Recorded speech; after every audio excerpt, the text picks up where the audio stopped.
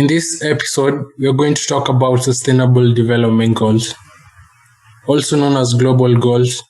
The Sustainable Development Goals, SDGs, were adopted by all United Nations member states in 2015 as a universal call to action to end poverty, to protect the planet, and to ensure that all people enjoy peace and prosperity by 2030.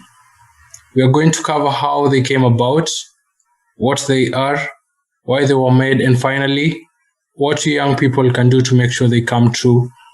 I am host Kennedy Karanja, and I am joined by my co-host Ashley. Ashley, welcome to the show. Thank you, Kennedy. My name is Ashley. I am a BBIT student. I enjoy playing video games, watching series, and reading. And it's an honor to be here to go through something so important. Okay, so let's get right into it.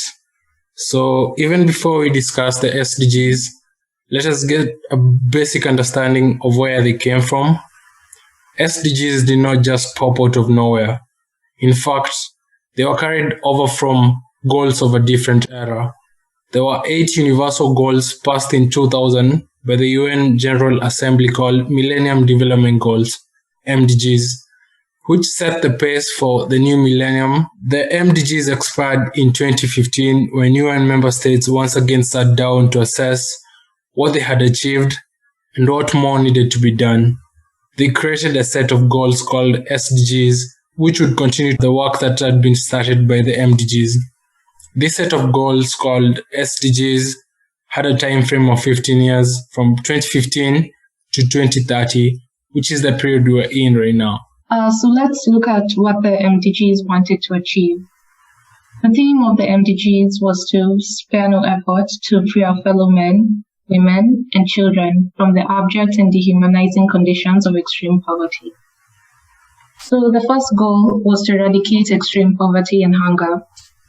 The definition of poverty is living below $1.25 a day, which is quite low.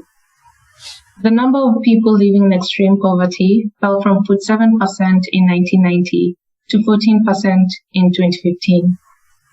The number of people living in the working middle class, those earning $4 a day, tripled during the same period. The number of undernourished people declined to about 13% during the same period. The second goal was to achieve universal primary education. This has increased literacy rates among young people today because the primary school net enrollment rate in developed nations has reached up to 91% in 2015. The third goal was to promote gender equality and empower women. This led to an increase in the number of girls enrolling in school, increase in the number of women paid workers in non-agricultural jobs, and women gaining ground in parliamentary representation. The fourth goal was to reduce child mortality. This has led to increased vaccinations, such as measles, and under 5 child mortality rates falling from 90 to 43 deaths per 1,000 births between 1990 and 2015. The fifth goal was to improve maternal health. Maternal mortality ratio reduced by 45% between 1990 and 2015. And the use of contraceptives increased by 64% during the same period. The sixth goal was to combat HIV and AIDS, malaria, and other diseases. New HIV infections fell by approximately 40% between 2000 and 2013.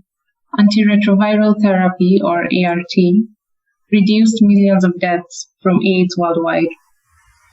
Over 6.2 million deaths have been averted from malaria, especially among young children in sub-Saharan Africa.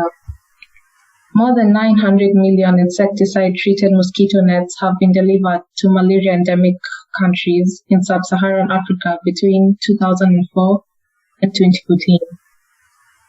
Tuberculosis mortality rate fell by 45% and prevalence by 41% between 1990 and 2013.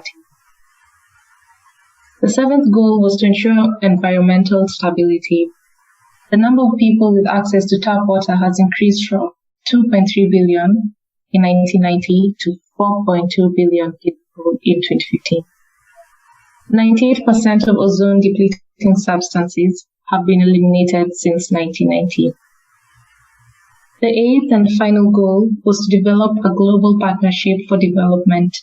Official development assistance from developed countries increased from $81 billion in 2000 to $135 billion in 2014.